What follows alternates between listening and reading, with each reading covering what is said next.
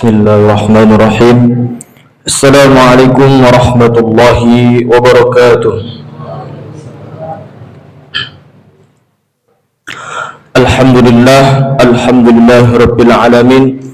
Wa bihi nasta'inu ala umuri dunya waddin wa ala alihi wa sahbihi ajma'in. Amma ba'du. Allahumma shalli ala sayyidina Muhammad wa ala ali sayyidina Muhammad. Allahu ya karim. Jamaah salat tarawih dan salat isya yang dirahmati oleh Allah Subhanahu wa taala.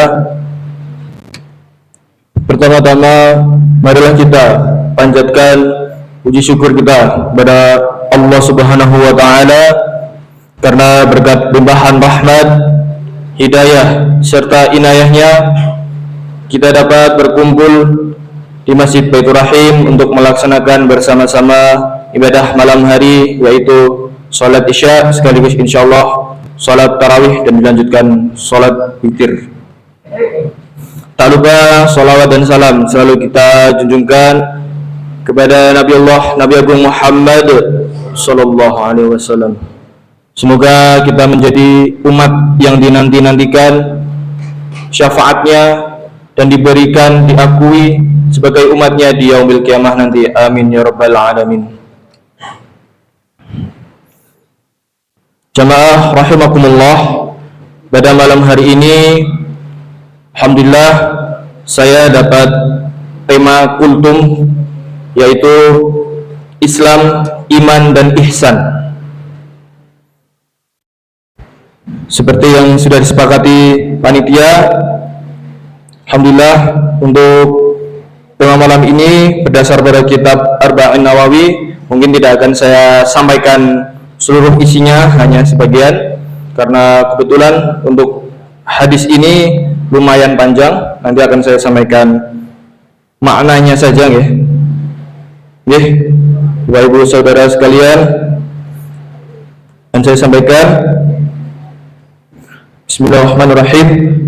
An Umar radhiyallahu anhu aydan qala bainama nahnu 'inda Rasulullah sallallahu alaihi wasallam ذات يوم إذا طلع علينا رجلا شديدا وبيض ثياب شديد سواد شعر لا يرى عليه أثر السفر ولا يعرفه منا أحدا حتى جلس إلى النبي صلى الله عليه وسلم فاسند ركبته إلى ركبتيه ووضع كفيه على فخذنا وقال يا محمد أخبرني عن الإسلام, dan seterusnya. Dan saya sampaikan langsung pada artinya. Dari Umar radhiyallahu anhu berkata, pada suatu hari kami berada di sisi Rasulullah sallallahu alaihi wasallam. Tiba-tiba datanglah kepada kami seseorang yang sangat putih pakaiannya, sangat hitam rambutnya, tidak nampak kalau sedang bepergian, dan tidak ada seorang pun dari kami yang mengenalnya. Kemudian dia duduk menghadap Nabi Shallallahu Alaihi Wasallam, lalu menyandarkan lututnya kepada lutut beliau dan meletakkan kedua telapak tangannya di atas paha beliau. Dia bertanya, ya Muhammad, kabarkan kepadaku tentang Islam. Maka Rasulullah sallallahu alaihi wasallam bersabda, Islam adalah Anda bersyahadat la ilaha illallah dan Muhammad Rasulullah, menegakkan salat dan menunaikan zakat, berpuasa Ramadan, dan berhaji ke Baitullah jika mampu. Kemudian lelaki itu berkata, engkau benar. Kemudian kami heran terhadapnya. Dia yang pertama sekaligus membenarkannya. Lelaki itu berkata lagi, kabarkanlah kepadaku tentang iman. Kemudian beliau Nabi Shallallahu Alaihi Wasallam menjawab, Anda beriman kepada Allah, para malaikatnya, kitab-kitabnya, para rasulnya, hari akhir, dan Anda beriman kepada takdir yang baik maupun yang buruk. Kemudian lelaki itu menjawab lagi, engkau benar. Kemudian dia berkata lagi, kabarkan kepadaku tentang ihsan. Kemudian Nabi Muhammad menjawab, Anda menyembah Allah seolah-olah melihatnya. Jika Anda tidak bisa melihatnya, maka sesungguhnya Diam yang melihat Anda. Kemudian laki-laki itu berkata, Anda benar. Kemudian kepadaku tentang hari kiamat, beliau menjawab, tidaklah yang ditanya lebih tahu daripada yang bertanya. Kemudian dia berkata lagi, kabarkan kepadaku tentang tanda-tandanya. Beliau Nabi Muhammad menjawab, jika seorang budak wanita melahirkan majikannya, dan jika Anda melihat orang yang tidak beralas kaki, tidak berpakaian, miskin, dan penggembala kambing saling bermegah-megahan meninggikan bangunan. Kemudian lelaki itu pergi.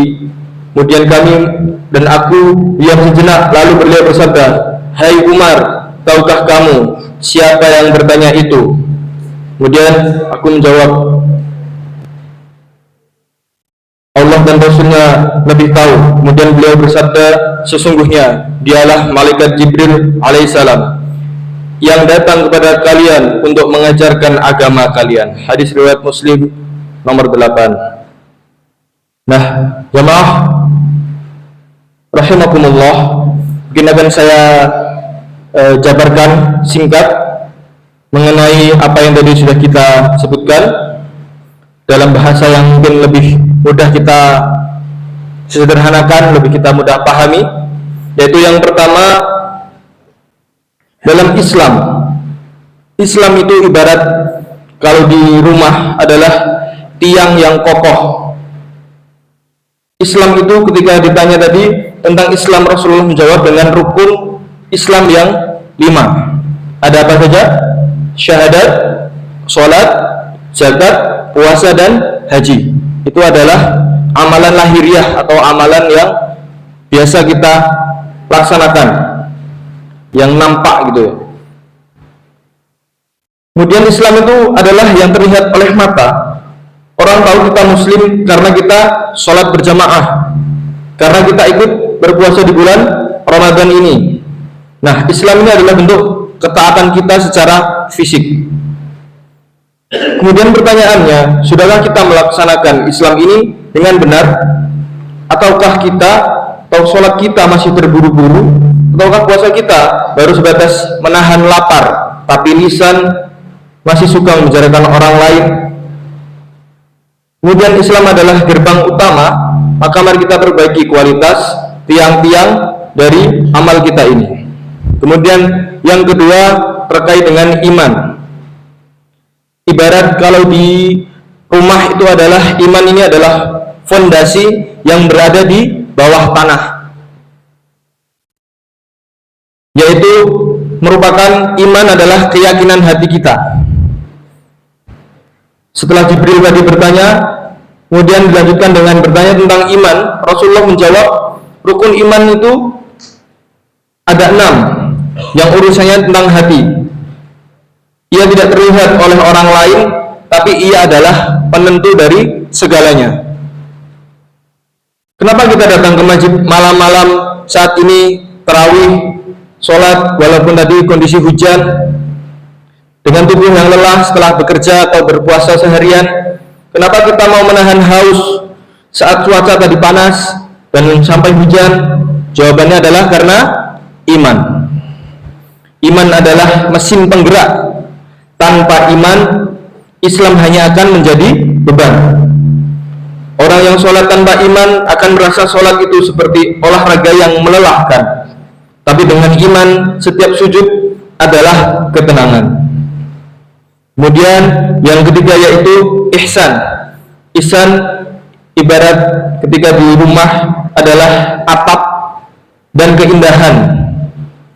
Ihsan ini mungkin secara mudahnya kita anggap adalah berbuat kebaikan, namun di sini disebutkan bahwa merasa akan kehadiran Allah Subhanahu wa taala. Yang tadi malaikat Jibril bertanya tentang ihsan adalah tingkatan tertinggi. Rasulullah menjawab, engkau menyembah Allah seolah-olah melihatnya.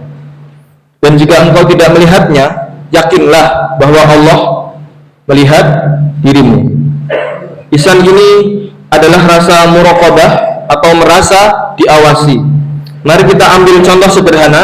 Bayangkan jika kita bekerja di bawah pengawasan CCTV yang dipantau langsung oleh bos kita.